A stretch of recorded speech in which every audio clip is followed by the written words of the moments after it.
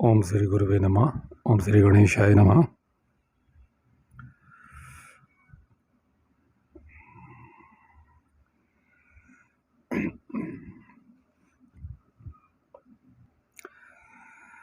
वैशंपायन जी कहते हैं, जन्मेजय राजा शांतनु बड़े बुद्धिमान थे। देवता तथा राजऋषि भी उनका आदर सत्कार करते थे। वे धर्मात्मा नरेश संपूर्ण जगत में सत्यवादी के रूप में विख्यात थे। उन महाबली नरश्रेष्ठ शांतनु में इंद्रिय संयम, दान, क्षमा, बुद्धि, लज्जा, धैर्य तथा उत्तम तेज आदि सद्गुण सदा विद्यमान थे। इस प्रकार उत्तम गुणों से संपन्न एवं धर्म और अर्थ के साधन में कुशल राजा शांतनु भरत वंश का पालन तथा संपूर्ण प्रजा की रक्षा करते थे। उनकी ग्रीवा शंख के समान शोभा पाती थी, कंधे विशाल थे एवं वे मतवाले हाथी के समान पराक्रमी थे। उनमें सभी राजोचित शुभ लक्षण पूर्ण सार्थक होकर निवास करते थे। उन यशस्वी महाराज के धर्मपूर्ण सदाचार को देखकर सब मनुष्य सदा इसी निश्चय पर पहुंचे थे कि काम और अर्थ से धर्म ही श्रेष्ठ है। महान शक्तिशाली पुरुष श्रेष्ठ शांतनु में ये सभी गुण सद्गुण विद्यमान थे। उनके समान धर्म पूर्वक शासन करने वाला दूसरा कोई राजा नहीं था। उनके शासनकाल में वे धर्म में सदा स्थिर रहने वाले और संपूर्ण धर्मात्माओं में श्रेष्ठ थे। अतः समस्त राजाओं ने मिलकर राजा शांतनु को राजराजेश्वर सम्राट के पद पर अभिषिक्त कर दिया था।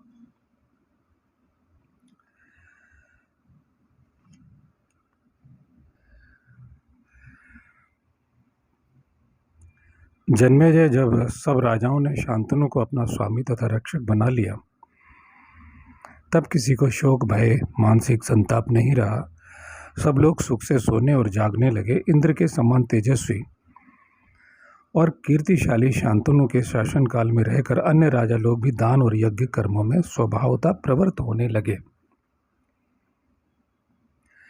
उस समय शांतनु प्रधान राजाओं द्वारा सुरक्षित जगत में सभी वर्णों के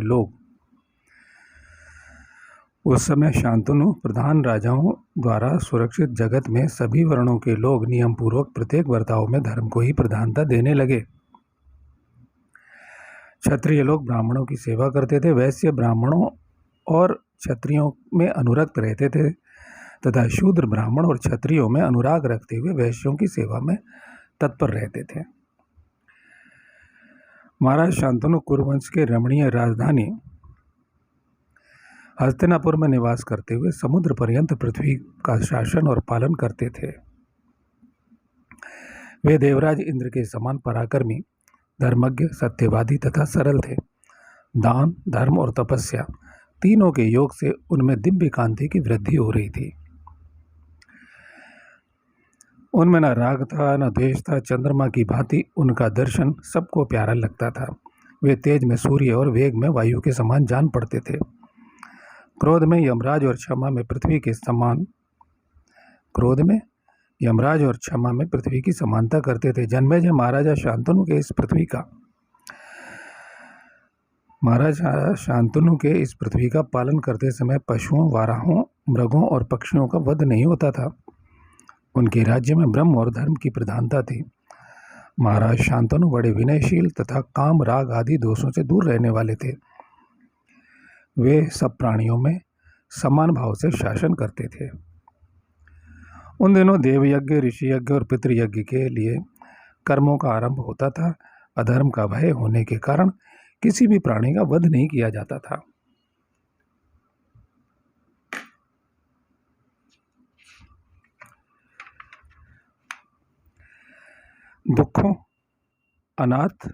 दुखी, अनाथ एवं पशु पक्षी की योनि में पड़े हुए जीव, इन सब प्राणियों का वे राजा शांतनु ही पिता के समान पालन करते थे। कुरुवंशी नरेशों में श्रेष्ठ राजराजेश्वर शांतनु के शासनकाल में सबकी वाणी सत्य के आश्रित थी। सभी सत्य बोलते थे और सबका मन दान एवं धर्म में लगता था। राजा शांतनु 16, 8, 4 और 8 कुल 36 वर्षों तक स्त्री विषयक अनुराग का अनुभव न करते हुए वन में रहे।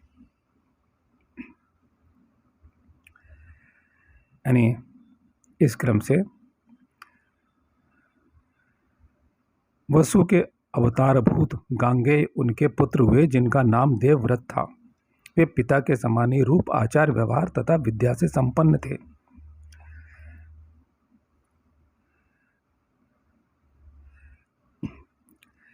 शासन करते रहे, शासन चलाते रहे, वन में रहे, 36 साल तक शासन चलाते रहे, वन में रहते रहे, वहाँ से नियंत्रण करते रहे। तो ये सब संतुलन इस प्रकार का है। यहाँ तक वो स्त्री विषयक राग आदि से दूर रहे, जैसे कि 25 वर्ष तक हमारा ब्रह्मचर्य आश्रम है, तो ये 36 वर्ष तक ऐसी अवस्था उनकी बताते हैं।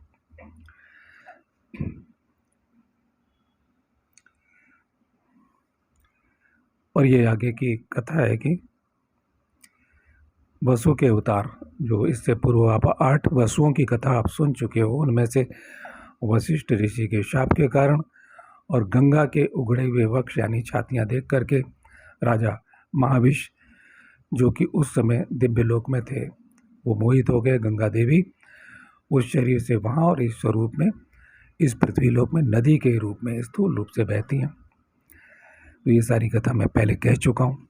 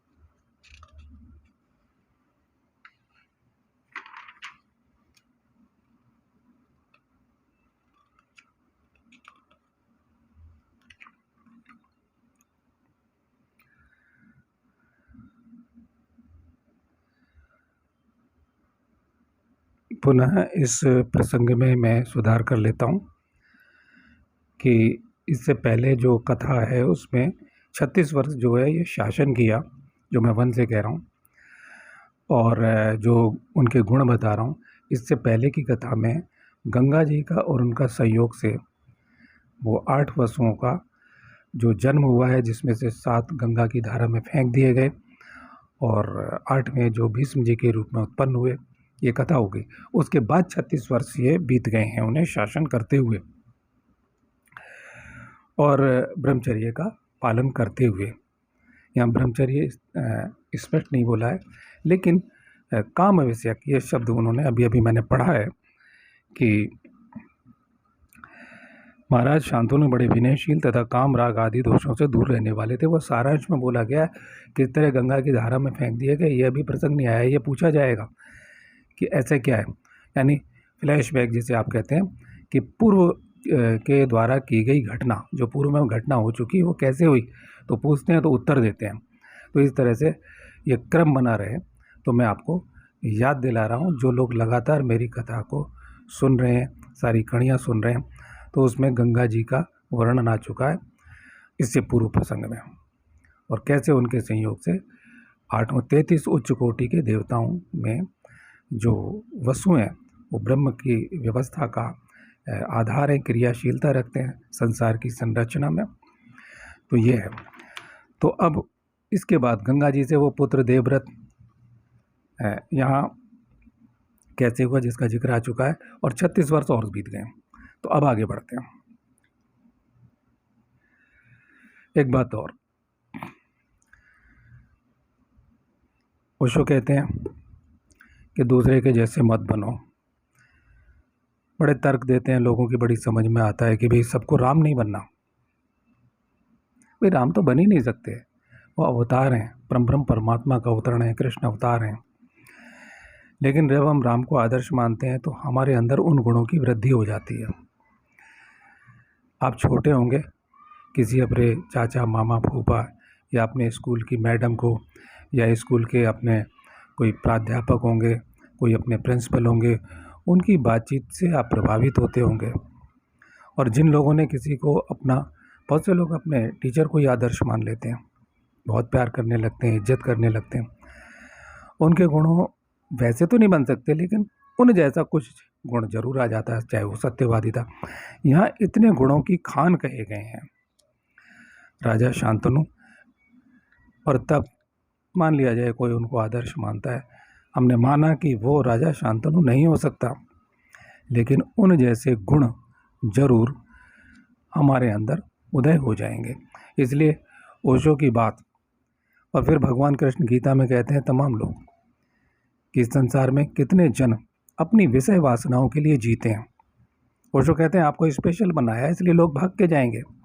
ये सब ने परमात्मा ने बड़ा स्पेशल बनाया है। फिर वो आतंकवादी कौन है? वो कौन लोग होते हैं जो आपके अड़ोस पड़ोस में रहते हैं, जो केवल अहित में ही लगे रहते हैं, जो क्रूरता करते हैं, जो छल कपट से भरे हुए हैं? फिर वो कौन लोग हैं? और वो विषय वासनाओं में जीते हैं, विषय वासनाओं में मर जाते हैं। तो चिंतन कीजिएगा, उनका उद्देश्य कुछ नहीं होता है। वो कोई कमाने के, योग्य बनने के कर्म नहीं करते। वो चाहते हैं कि हमें पका पकाया मिल जाए, दूसरे का मिल जाए। और ये भावनाएं, इन भावनाओं के साथ वो बड़े होते हैं और इन भावनाओं के साथ वो बढ़ जाते हैं, मर जाते हैं।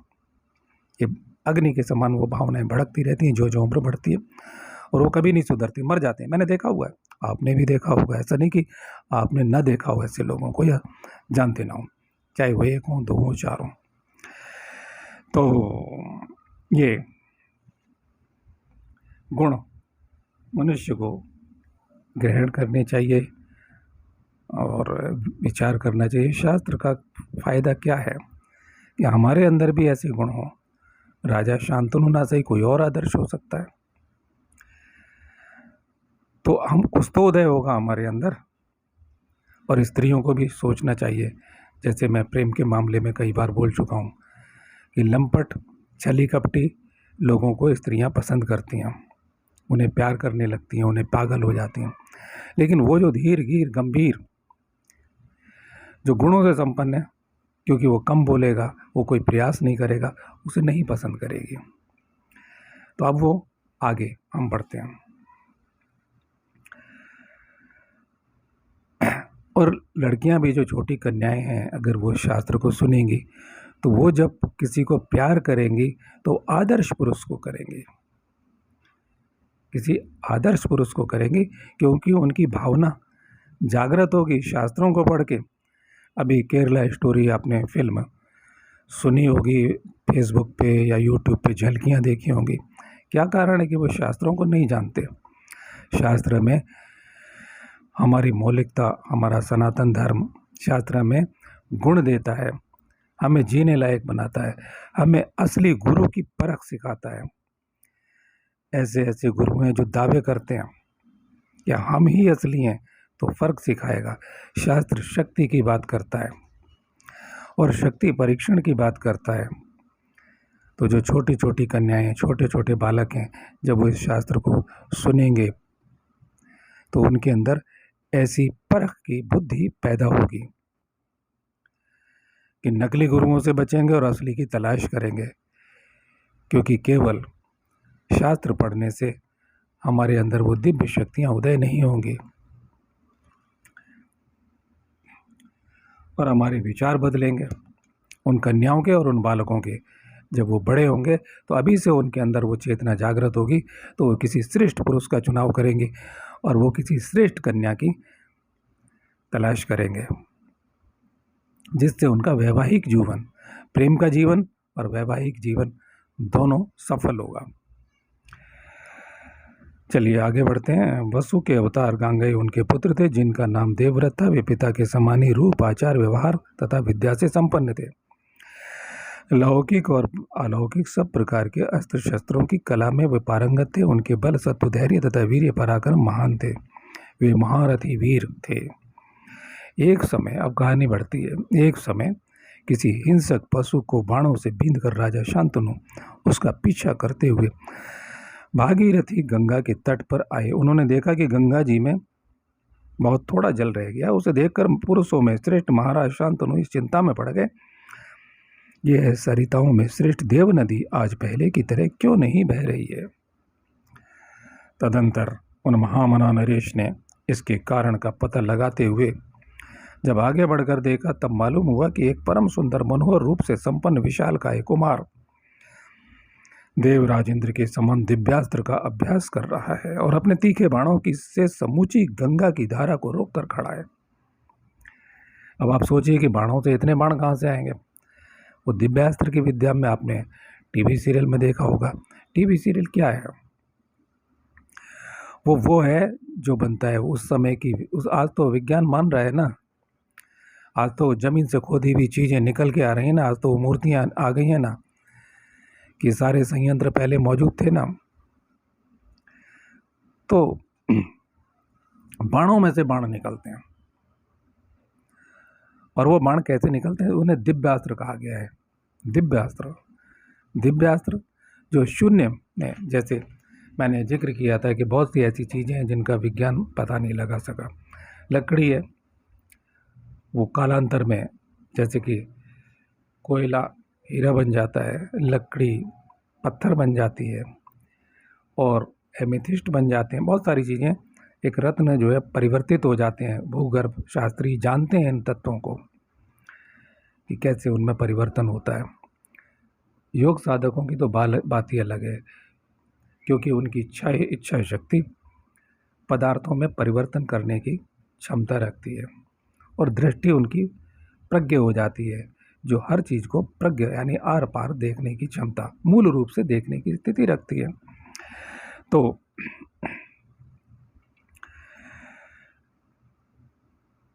शांतनु ने अपने पुत्र को पहले पैदा होने के समय ही देखा था, अतः उन बुद्धिमान नरेश को उस समय उसकी याद नहीं आई, इसलिए वे अपने ही पुत्र को पहचान न सके। यानी वो जो गंगा का मेलन हुआ है, जिससे उनके 8 पुत्र हुए हैं और 7 पुत्र किस तरह धारा में फेंक दिए गए, और 8वां पुत्र उसे गंगा जी अपने साथ ले गई थी। चलिए, बालक ने अपने पिता को देखकर उन्हें माया से मोहित कर दिया और मोहित करके शीघ्र वहीं अंतर्ध्यान हो गया। यह अद्भुत बात देखकर राजा शांतनु को कुछ संदेह हुआ और उन्होंने गंगा से अपने पुत्र को दिखाने को कहा। तब गंगा परम सुंदर रूप धारण करके अपने पुत्र का दाहिना हाथ पकड़े सामने आई और दिव्य वस्त्र आभूषणों से विभूषित कुमार देवव्रत को दिखाया।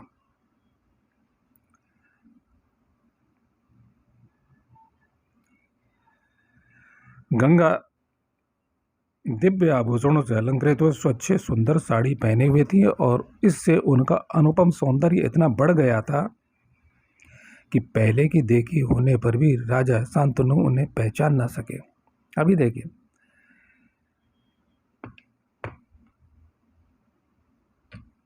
आपकी पत्नी खो जाए, 36 साल बाद दोबारा आए और रूप लावण्य से भरी हुई हो सकता है। कई बार पत्नियां 2 साल बाद, 3 साल बाद मनमुटाव हो जाते हैं, तो अचानक आप पहचान नहीं सकेंगे। रूप सौंदर्य बढ़ा हुआ हो या घट गया हो, आपके वियोग में या अन्य किसी कारणों से रोग शोक से ग्रस्त हो गई हो, तो राजा पहचान नहीं सके। गंगा जी ने कहा, महाराज, पूर्व काल में आपने अपने जिस 8वें पुत्र को मेरे गर्भ से प्राप्त किया था, यह वही है, पुरुष सिंह। यह संपूर्ण अस्त्र वेदताओं में अत्यंत उत्तम है। राजन, मैंने इसे पाल पोष कर बड़ा कर दिया है। अब आप अपने इस पुत्र को ग्रहण कीजिए, नरश्रेष्ठ स्वामी ने इसे घर ले जाइए। आपका यह बलवान पुत्र महर्षि वशिष्ठ से 6 अंगों सहित समस्त वेदों का अध्ययन कर चुका है। इस अस्त्र विद्या का भी पंडित है, महान धनुर्धर है और युद्ध में देवराज इंद्र के समान ही पराक्रमी है।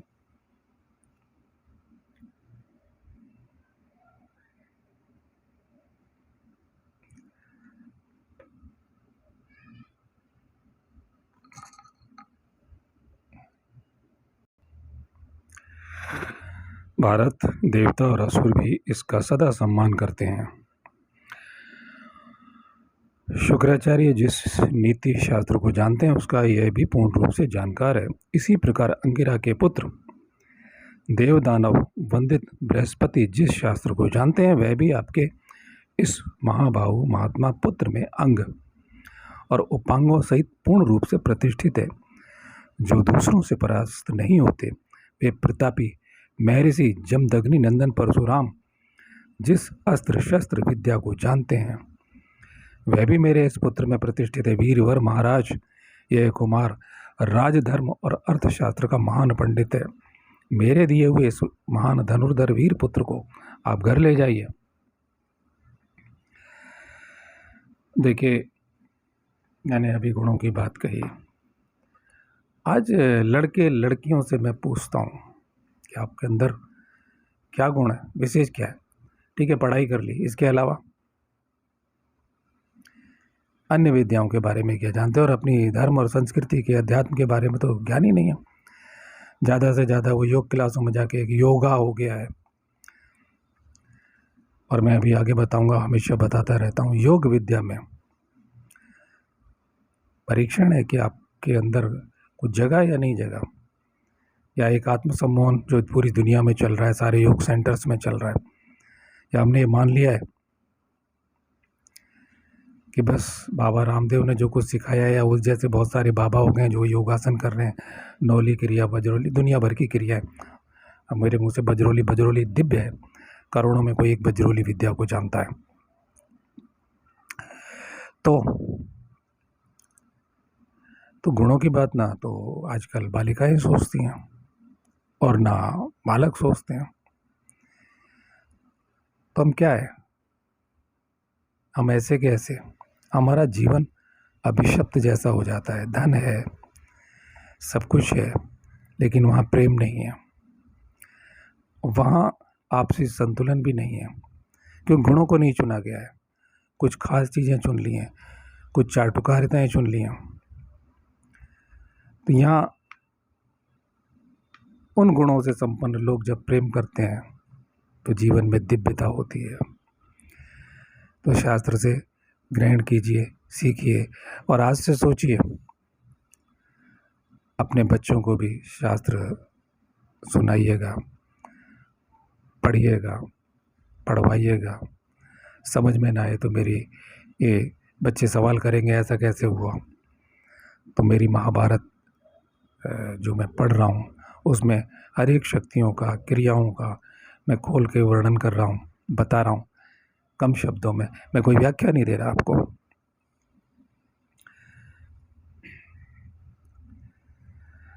वैशंपायन जी कहते हैं, ऐसा कहकर महाभागा गंगा देवी वहीं अंतर ध्यान हो गई। गंगा जी के इस प्रकार आज्ञा देने पर महाराज शांतनु सूर्य के समान प्रकाशित होने वाले अपने पुत्र को लेकर राजधानी में आए।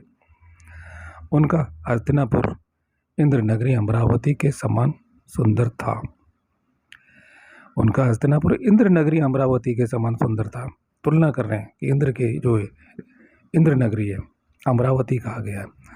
पूर्ववंशी राजा शांतनु पुत्र सहित उसमें जाकर के अपने आप को संपूर्ण कामनाओं से संपन्न एवं सफल मनोरथ मानने लगे।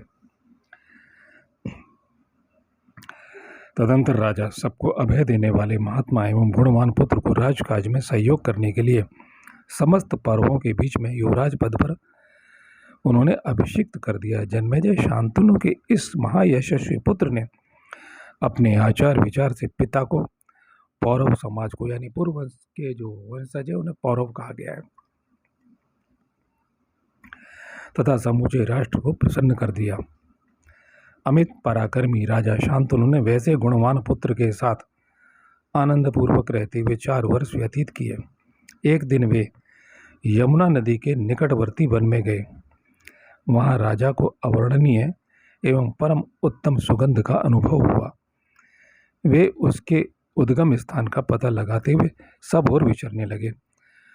अब यहाँ से जो अगला प्रसंग है, एक तो ये कि युवावस्था में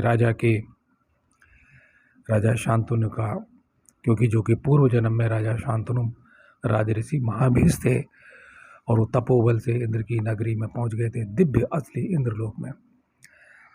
और मैंने कहा ना, जो परम इंद्रलोक है, अन्य बहुत से इंद्र हुए हैं, उनके अलग अलग इंद्रलोक हैं। और वहाँ की घटना आप देख लीजिए, पढ़ लीजिए, सुन लीजिए। और तो वहाँ से उनका कैसे जन्म होता है और ये पुत्र को दे गई हैं। और इस दौरान 36 वर्ष तक गुणवान राजा ने अपना जीवन कैसे बिताया है, उसके बाद ये पुत्र मिल गया। अब राजा की आगे कथा है। और मत्स्य गंधा कैसे सुगंधा बन गई है, एक मदमस्त सुगंध मन को मोहित करने वाली गंध के पीछे वो गई हैं, उसकी भी कथा आएगी। अब आगे सत्यवती की कथा प्रारंभ होती है और राजा शांतनु कैसे उस पर आसक्त हो जाते हैं। ये भीष्म जी को भीष्म क्यों कहा जाता है, इस प्रतिज्ञा के कारण। और प्रतिज्ञा और वचन का क्या महत्व है।